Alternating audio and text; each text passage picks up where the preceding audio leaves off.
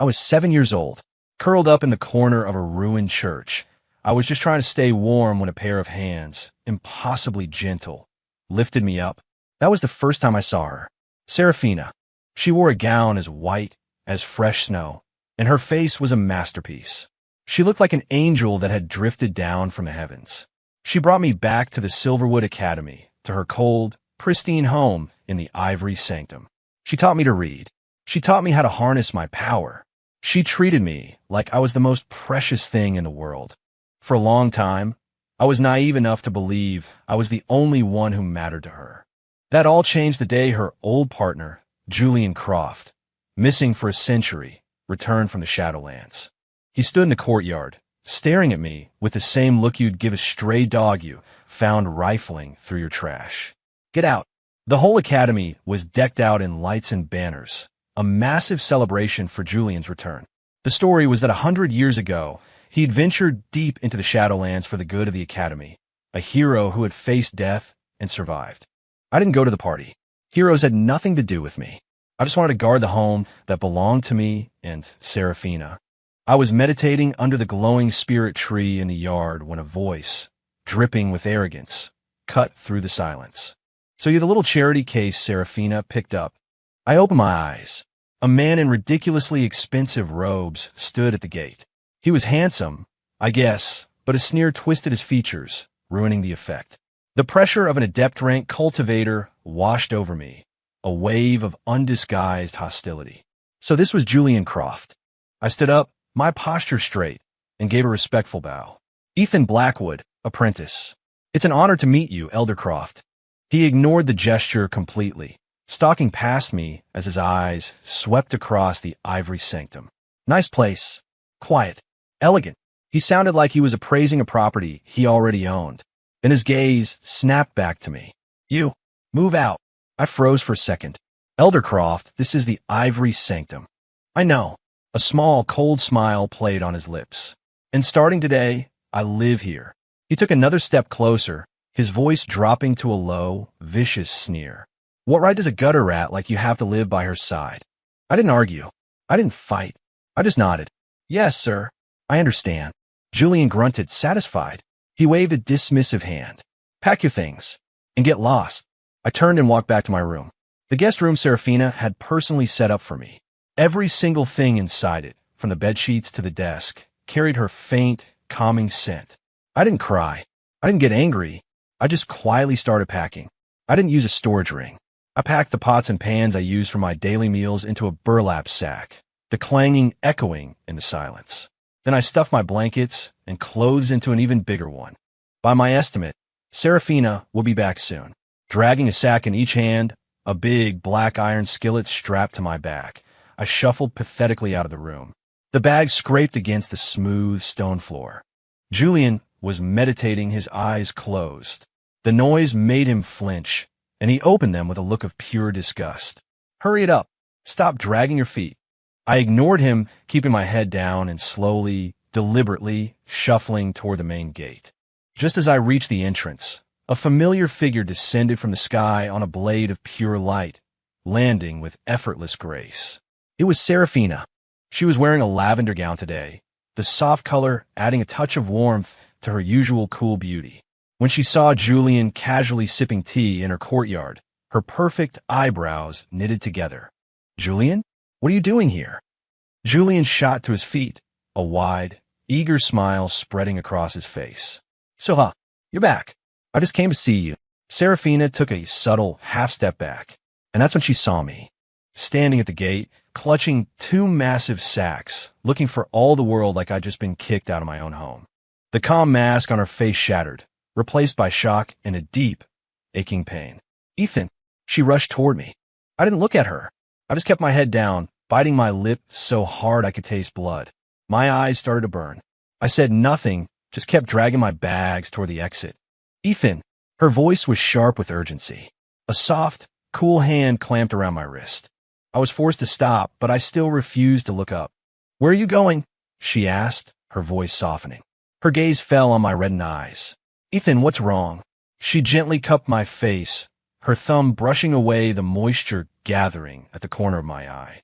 I finally lifted my head, looking at her with an expression I'd practiced 1,000 times in my head, a perfect picture of heartbroken betrayal. A single tear escaped, tracing a path down my cheek. Serafina. My voice was a choked whisper. Elder Croft. He told me to get out. He said this wasn't a place for me. He said I was just some stray she picked up, an eyesore. The hand on my face went rigid. She spun around, and her cool, phoenix-like eyes were now blazing with fury. Julian Croft, what did you just say? The smile on Julian's face froze. He never imagined I'd play the victim. The kid looked so obedient, but he was a venomous little snake. He scrambled to explain. Sarah, listen to me. I just got back from the Shadowlands. The Academy hasn't assigned me quarters yet, and I saw you had a spare room, so I thought. So you thought you'd kick my only apprentice out? Serafina's voice was ice. That's not what I meant. I just think it's improper for a male apprentice to be living with you all the time. What's proper is not for you to decide. The air around Serafina crackled with power. The immense pressure of a master-rank cultivator slammed down on Julian. This is the Ivory Sanctum. It is my home, and it is Ethan's home. It is not yours. The force of her power shoved Julian back several steps, his face turning a sickly shade of green. He stared at Serafina in disbelief. The woman he dreamed of for a century was doing this to him? For some random kid she'd found in the dirt?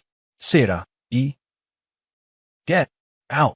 Serafina didn't even spare him another glance. With a flick of her sleeve, a wave of energy sent him flying out of the Ivory Sanctum.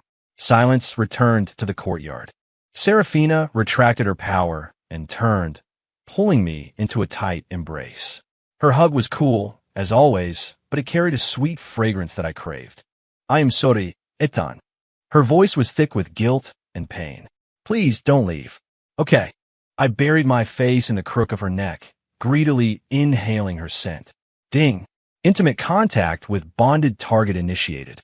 10 power points acquired. Ding.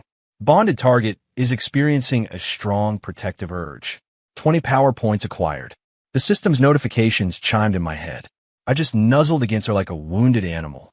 Serafina. Yes, I'm here. She stroked my back over and over. Remember this, Ethan. Her voice was a soft whisper in my ear. This is your home. As long as I'm here, no one can ever make you leave. I nodded hard, my tears soaking the collar of her gown. I won't leave, Serafina. I want to stay close. I went limp in her arms, playing up the needy act for all it was worth. Serafina sighed, a sound that was half exasperation, half affection, and held me even tighter. Outside the Ivory Sanctum, Julian Croft, tossed out like garbage, heard the gentle, comforting words from within. He trembled with a rage so intense his face twisted into an ugly mask. A few days later, under the peach blossoms, Serafina was teaching me a new sword form, her hand covering mine. Focus, Ethan. Let the blade become an extension of your will. Her hand guided my own, steering the sword through its complex motions. Her warm breath tickled my ear, carrying the faint scent of orchids. My heart skipped a beat. I have a secret. The day Serafina brought me back, I bonded with a system, the affinity system. As long as I was close to Serafina, I grew stronger. A hug, holding hands, even just the brush of our skin like this, it all generated power points. I've been learning this sword form for 3 days, and I was still stumbling over the first move. It wasn't that I couldn't learn it. I just wanted to be closer to her. A little longer. Serafina, I forgot this part again. I deliberately messed up the sequence, letting my body stumble right into her embrace. She caught me, a helpless sigh escaping her lips. You just aren't concentrating. The words were a reprimand, but her tone was pure indulgence. Patiently, she demonstrated the move again and again. Just then, an unwelcome voice interrupted us. Sarah, I came to see you. Julian walked in, carrying a small basket and wearing a practiced, charming smile. When he saw how close we were, the smile froze on his face. Elder Croft. I gave him a polite nod, then shrank back behind Serafina. Her brow furrowed almost imperceptibly. Is there something you need, Julian? Her voice was back to its usual cool reserve. I baked some pastries. I thought you might like to try them. He held out the basket. No, thank you. I don't care for sweets, she replied flatly. Julian's expression soured. His gaze shifted to me, filled with contempt. Sarah, this apprentice of yours. His aptitude seems rather poor. This is a basic sword form, yet he still hasn't mastered it after several days. With talent like this, I'm afraid he'll just waste all your hard work. His words sounded like concern for her, but they were a clear attack on me, and on her judgment for choosing me. I immediately lower my head, my shoulders trembling slightly, putting on the perfect show of a boy who had just been crushed. The next second, I turned and buried my face in Serafina's robes. Serafina, my voice cracked with a sob. Am I really that stupid? Ding. Intimate contact with bonded target initiated. 10 power points acquired. Ding. Bonded target is experiencing a strong feeling of protectiveness. 20 power points acquired. Serafina's body tensed. Then she wrapped her arms around me, holding me tight. She looked up, and the look she gave Julian was terrifyingly cold.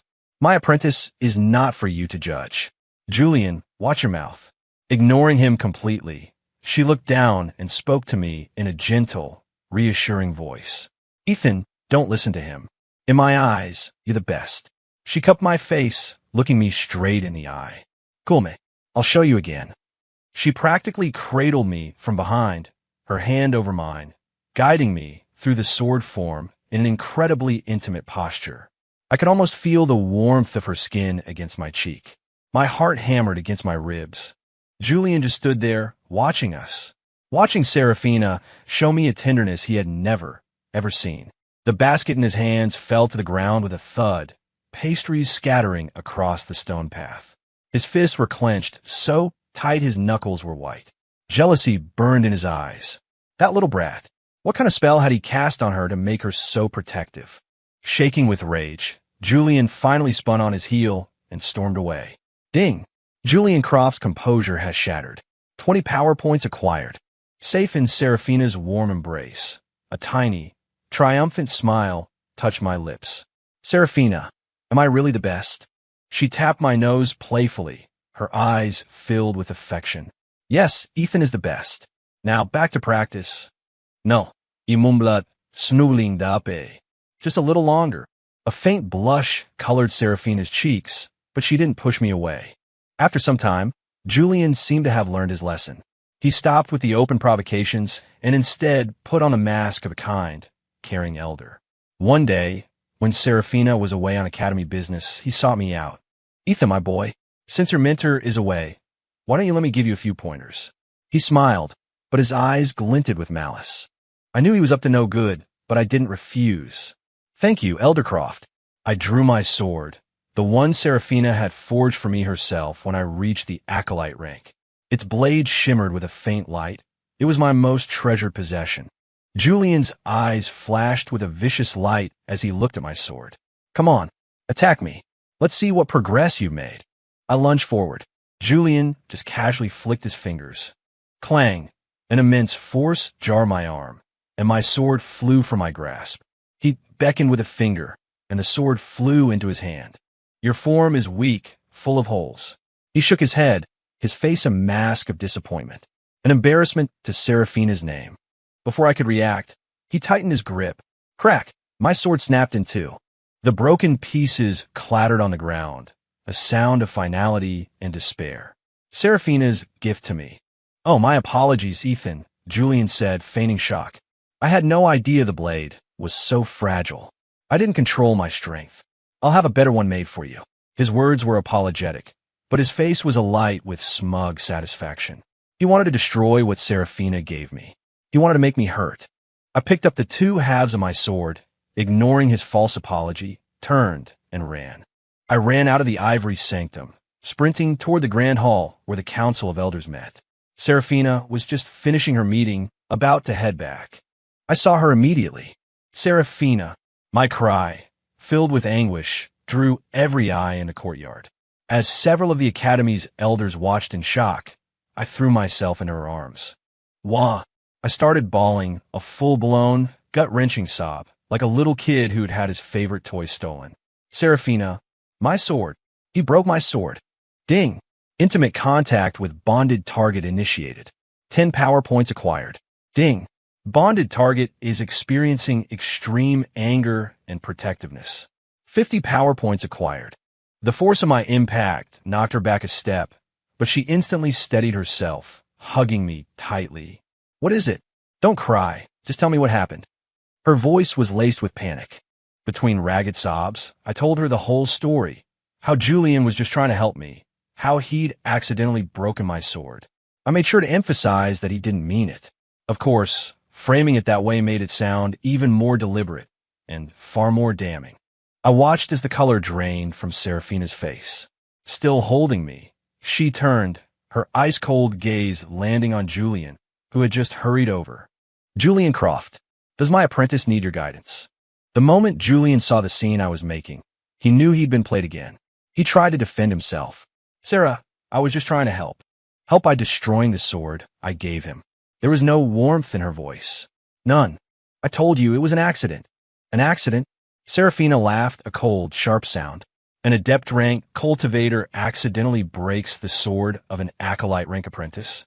Julian, are you insulting my intelligence, or the intelligence of every elder present? The other elders started looking at Julian with suspicion. They weren't fools. They knew this was no accident.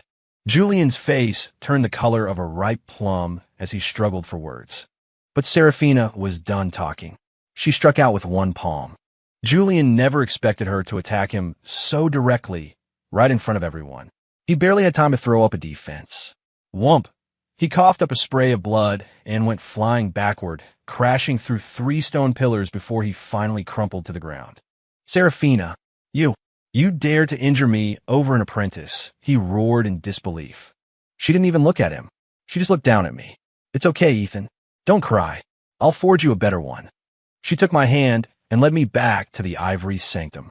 That night, using celestial meteorite and deep-sea frost crystal from her personal collection, Serafina forged me a new sword.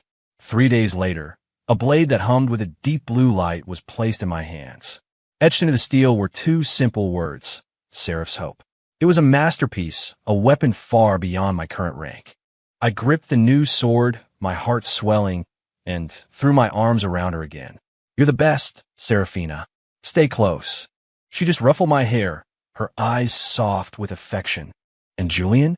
Not only had he failed to hurt me, he'd gotten me a much better sword and been publicly humiliated in the process. I heard he went back to his own quarters and smashed an entire set of priceless antique furniture. Julian must have realized that open aggression would only make Serafina cherish me more.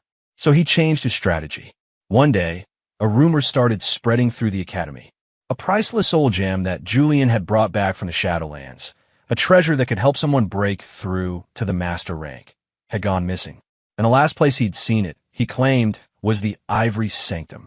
Sure enough, the Academy's enforcers found the soul gem wedged in the crack of my bedroom door. Ethan Blackwood, you were caught red-handed.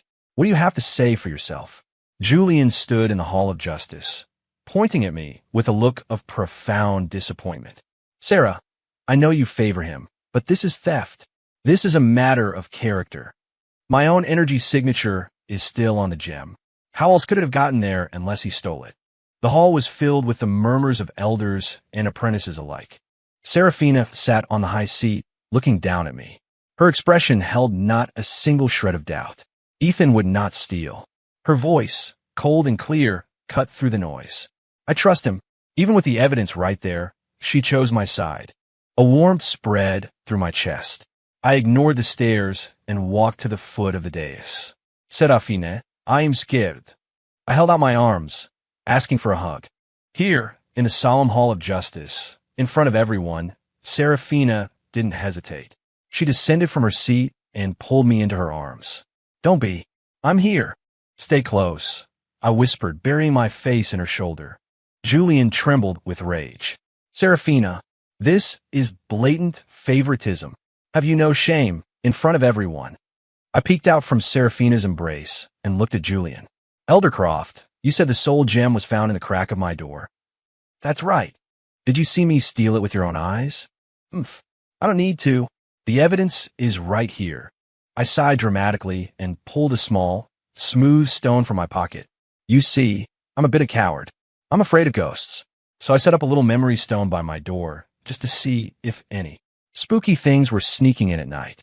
I didn't catch any ghosts, but I did catch someone. I channeled a bit of my power into the stone. A shimmering image appeared in the air. It was my doorway. The timestamp showed it was late last night. A sneaky figure appeared in the frame. It was Julian. He looked around furtively, then pulled the glowing soul gem from his own robes and carefully wedged it into the crack of my door. The image was perfectly clear. The truth was laid bare for all to see. The Hall of Justice fell completely silent. Everyone stared at Julian with utter disbelief. He framed him? He set the whole thing up? The blood drained from Julian's face. No, that's a fake. It's been tampered with, he screamed, his voice cracking. Tampered with. I smiled calmly. The elders are all here. They can verify the stone's authenticity in seconds. The head of the enforcers took the memory stone. A moment later, his face was grim. The memory stone is authentic. Julian staggered, nearly collapsing. It was over. Everything was over. Serafina looked at Julian with pure disgust. She didn't say another word. She just took my hand and turned to leave. As I walked past Julian, I paused. Without looking at him, I leaned in and whispered, my voice so low only he could hear. Next time you write a script, Elder, try to be a little more creative.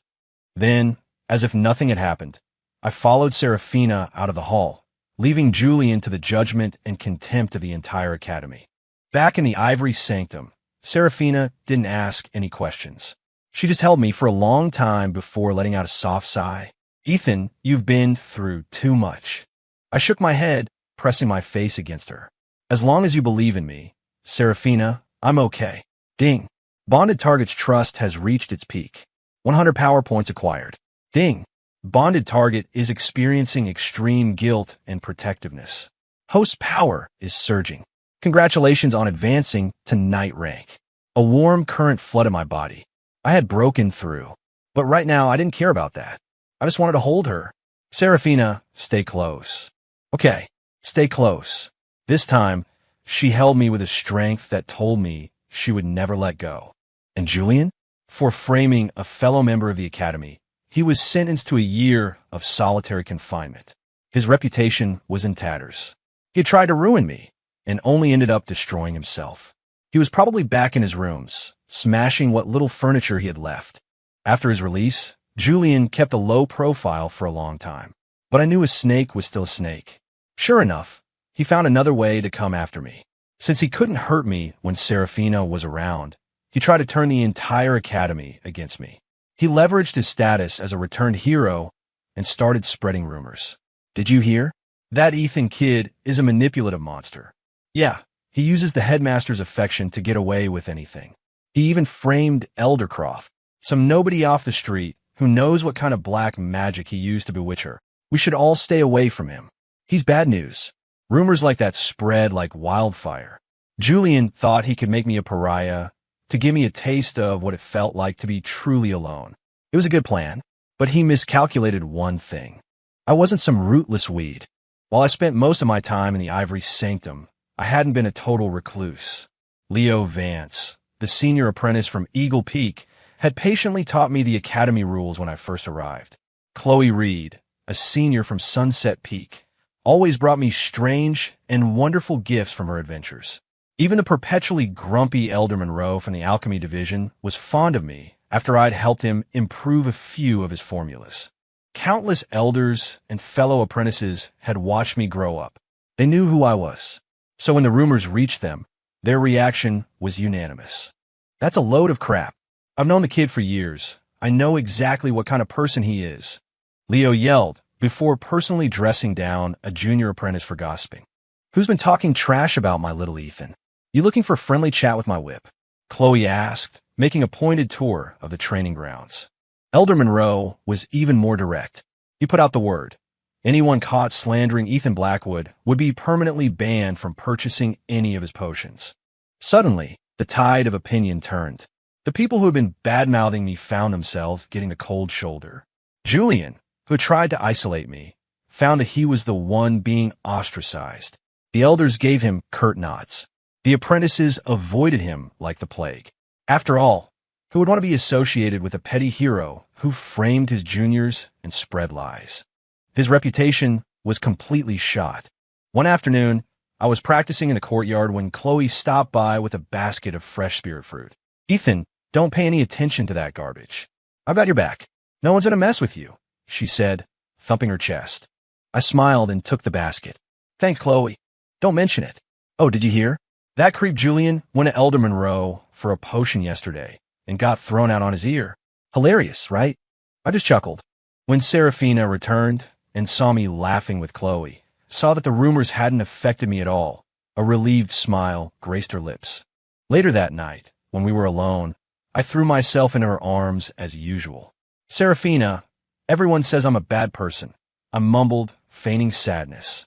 She stroked my hair. You're my treasure, not a bad person. So you like me? Eat dough. How much? Very much. Stay close, Serafina. Okay. At the Academy's decennial Starlight Gala, all the elders and top apprentices were gathered.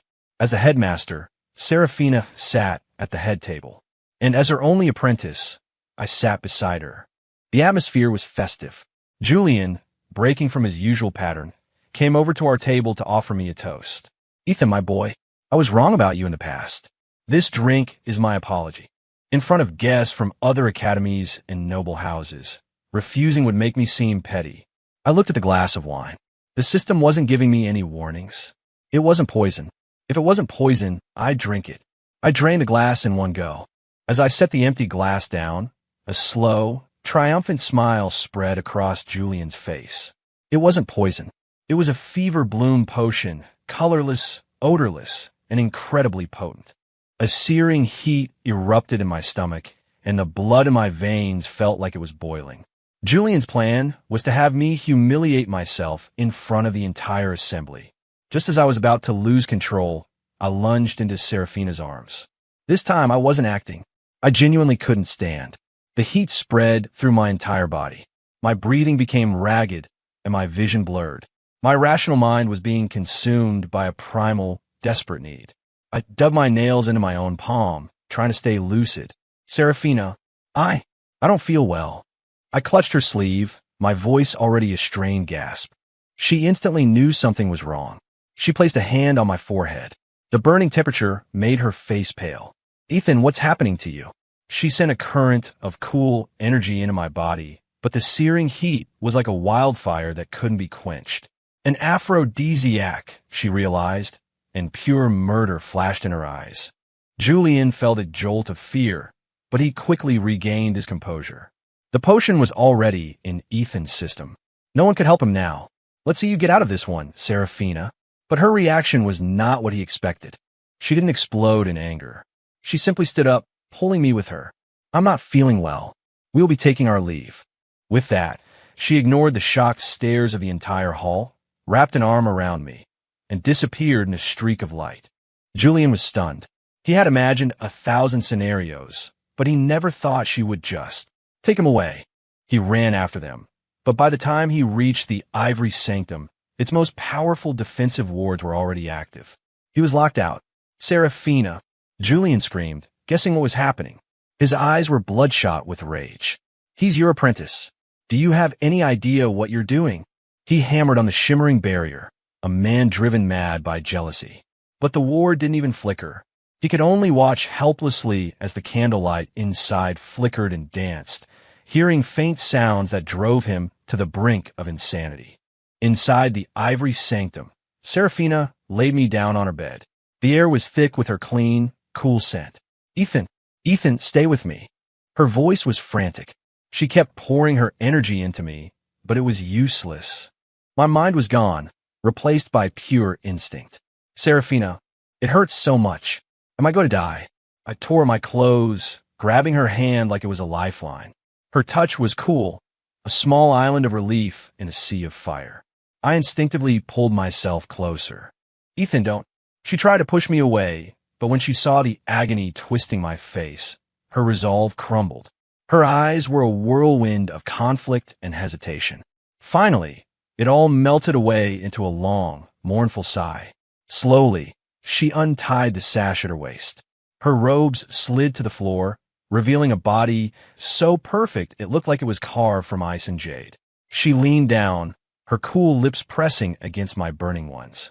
"Don't be afraid, Ethan," she whispered. "I will save you." That night was very, very long. Ding. Host and Serafina have achieved grand unification. 10,000 power points awarded. Congratulations, Host, on breaking through to the Adept rank. Ding. Unique soulmate bond detected. System is upgrading. Ding. System upgrade complete. Affinity rewards are now doubled. When I woke up, sunlight was streaming through the window. My whole body ached, but it was the pleasant ache of deep satisfaction. I turned my head and saw Serafina lying beside me. She was still asleep, her long, dark hair spread across the pillow like a spill of ink. Her beautiful face was peaceful, though touched with exhaustion. And then I saw the single crimson drop on the white sheets. Everything from the night before came rushing back. My heart began to pound. Just then, her eyelashes fluttered. Her eyes slowly opened. Our gazes met. The world seemed to stop. A flash of panic crossed her face. She instinctively pulled the blanket up to cover herself. "Ethan, you..." Her voice was hoarse, uncertain. After a long moment, a look of grim determination settled on her features. "What happened last night? It was my fault." Her eyes were filled with guilt. "You were drugged. You weren't yourself, and I couldn't find another way." "Don't worry," she whispered, not looking at me. "You don't have to take any responsibility." I reached out and gently touched her cheek. "Serafina," my voice was more serious than it had ever been. "You have nothing to be sorry for, because I've been in love with you for a very, very long time." She froze, staring at me, her cool phoenix eyes wide with disbelief. What did you say?" I said, "I love you, Serafina." It was the first time I had ever used her name. From the moment you lifted me out of that ruined church, you became my entire world. It has nothing to do with power, nothing to do with anything else. Me, Ethan Blackwood, for the rest of my life, I will love only you. Her eyes began to well up. There was shock, relief, and a profound, bone-deep happiness. So, it hadn't been just her. The boy she had cherished for over a decade felt the exact same way. You foolish boy," she whispered, a tear finally escaping and tracing a path down her cheek. I leaned in and softly kissed it away. "Serafina, I'm going to take responsibility for you." She looked at me, and a watery smile broke through her tears. "Yes, you will." She wrapped her arms around my neck, pulling me down to her. "You'll be responsible for me for the rest of our lives." I didn't give her a chance to say anything else. I answered her with a deep, passionate kiss that said everything I couldn't put into words. Outside, the sun was shining. Inside, we were no longer master and apprentice. We were simply everything to each other. As for Julian, the madman who had stood guard outside all night, when the wards finally came down, the first thing he saw was me and Serafina walking out hand in hand. In that moment, his face turned to ash. After that, our relationship changed. The formal distance between master and apprentice was gone, replaced by the sweet intimacy of lovers. In public, we maintained our old roles. But in the privacy of the ivory sanctum, I would shamelessly demand hugs and kisses, and she, after some initial shyness, indulged my every whim. She would laugh, sigh in exasperation, and blush at my clumsy attempts at romance. We practiced swords together in the courtyard, drank tea under the moonlight, and fell asleep in each other's arms. With every touch, my power skyrocketed. Months later, at the Academy's grand tournament, I tore through the competition like a force of nature, eventually reaching the final match. My opponent was Leo Vance, the senior apprentice long considered the strongest fighter below the adept rank. He was on the very cusp of breaking through. Everyone thought my run would end there. I beat him with a single sword strike. My blade stopped 3 inches from his throat. The entire arena fell silent. Then it erupted in a roar of thunderous applause. I bowed to Leo, and he bowed back in congratulations. From her seat on the high platform, Serafina's cool expression couldn't hide the pride and joy shining in her eyes. I sheathed my sword and gave her a small, private smile. "I didn't let you down." During the award ceremony, she handed me the champion's trophy and whispered, "You were amazing, Ethan." A fire lit inside me. I was definitely getting another reward tonight. But as the Academy celebrated, I felt a prickle of unease. Julian Croft was gone. A man as vengeful as him would never miss an event like this. A cold dread washed over me. Just as I turned to warn Serafina, the world exploded. Boom! A cataclysmic roar shook the very foundations of the Academy. The Great Ward, the shimmering barrier that had protected Silverwood for 1,000 years, cracked like glass and then shattered into nothing. What's happening? The ward is broken. Panic erupted. A moment later, a tide of black, corrupting energy washed over the Academy grounds, blotting out the sun. Countless grotesque shadow spawn swarmed through the broken gates, their shrieks tearing through the air. We're under attack. The Academy's warning bells began to toll, a frantic, deafening clang. Serafina's face hardened. All elders and apprentices, defensive formations. Now, she commanded. Then she herself became a streak of light, rocketing toward the heart of the demonic energy. There, floating in the air, was a figure in black armor, radiating an overwhelming aura of pure evil. The Shadow Lord, a Grandmaster, and standing right beside him, grinning, was the missing Julian Croft. Julian, you dare to conspire with the shadows. Elder Monroe roared, his face contorted with rage and grief. His closest friend had been the one guarding the ward. For it to fall meant only one thing. Faced with the accusations, Julian burst into manic laughter. Conspire? If it wasn't for the Shadow Lord's grace, I would have died in the Shadowlands a century ago. I never would have made it back. His face twisted into a mask of pure hatred. I was going to take over this academy peacefully, using you, Serafina, but all of you. You all chose to protect that little gutter rat. You, Serafina, you would rather have him than even look at me. Since you betrayed me, don't blame me for returning the favor. Today I will burn Silverwood to the ground and destroy everything you hold dear. So that was the truth. He hadn't been a hero. He'd been a traitor all along. You monster, Serafina hissed, her voice colder than death. Enough talk, the Shadow Lord grunted impatiently. Serafina, swear fealty to me, and I might let you live. In your dreams, she snarled, drawing her sword and charging him. Meanwhile, Julian turned his leering gaze on me. Little rat, without Serafina to protect you, let's see how you die today. The full pressure of his adept rank power crashed down on me. His hands glowed with dark energy, ready to tear me limb from limb. The other Academy members were hopelessly bogged down by the swarming shadow spawn. To Julian, I was still the knight rank apprentice from a few months ago. Killing me would be child's play. But what he saw was my perfectly calm face and a pair of eyes that held no fear. Is that so? I asked softly, and then I stopped holding back. Adept rank initiate. Adept rank journeyman. Adept rank master. My power climbed and climbed and climbed, right before Julian's stunned, disbelieving eyes finally settling at the absolute peak of the adept rank. No. Impossible. That's absolutely impossible. Julian shrieked, his mind refusing to accept what he was seeing. From knight to the peak of adept in a few months? It defied all logic. Nothing is impossible. I slowly drew Seraph's hope. Traitor. Murderer. Julian Croft. Your sins are unforgivable. Before the words had even finished leaving my mouth, I vanished. I reappeared behind him. A flash of blue light, faster than sight, colder than ice. Julian didn't even have time to react. He felt a chill on his neck, and then he saw a strange sight. His own body collapsing to the ground below. His head flew into the air, his face frozen in a mask of ultimate shock and disbelief. I sheathed my sword, my expression unchanged. In my eyes, he had never been anything more than a clown. With Julian dealt with, I turned to the real battle. And it was going badly. Serafina was only a new master. The Shadow Lord had been a grandmaster for years. Without the Academy's ward to support her, she was on her last legs, while he was barely breaking a sweat. Time to die. Little headmaster, the Shadow Lord cackled, forming a colossal claw of dark energy and smashing it down toward her. The blow would have annihilated her.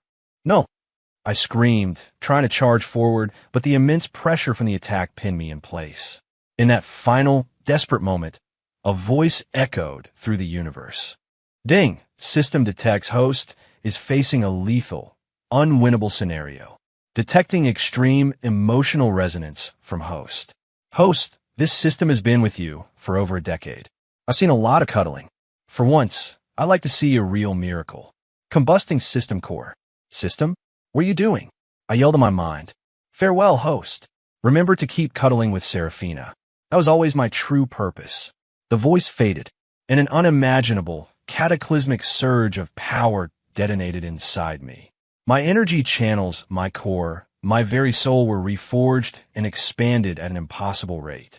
Master rank, initiate, master rank, journeyman, master rank, master, grandmaster. The entire process took less than a second. The Shadow Lord felt a new presence on the battlefield, an aura so terrifying it made his own soul tremble. He whipped his head around and saw the single most unbelievable thing in his long, evil life. The young man who had been an adept moments ago was now floating in the air. The very laws of nature seemed to bend around him. His power was an abyss, a black hole of cosmic energy. It was even greater than his own. Impossible, he shrieked. I ignored him. I raised my eyes to the woman in white, the woman who had been fighting and willing to die for me. I raised my sword. In that instant, all the energy in the world, all the light and hope and love poured into the tip of my blade. The wind stopped. The clouds parted. Time itself seemed to hold its breath. This strike, I said softly, is called Serafina's light. And I swung. A beam of light too brilliant to describe tore through reality itself. It ignored distance. It ignored demonic energy. It ignored the Shadow Lord's terrified screams and the desperate defenses thrown up by his minions. When the light faded, the Shadow Lord, his soul, and his entire army of tens of thousands were simply gone. Not even ash remained. One strike to end it all. With the Shadow Lord's demise, the choking black energy receded like a dying tide. After a moment of stunned silence, the survivors of Silverwood Academy let out a wave of joyous, disbelieving cheers that shook the heavens. All hail the headmaster's husband, someone shouted. And I saw every elder, every apprentice, looking at me and Serafina with eyes full of awe, respect, and overwhelming happiness. Night had fallen. I sat in my room, feeling a strange emptiness. Without the system's notifications, something was missing. System, thank you. You were a good one. The door creaked open. Serafina walked in, carrying a bowl of lotus soup. She had changed out of her battle-worn white robes and into a simple lavender dress.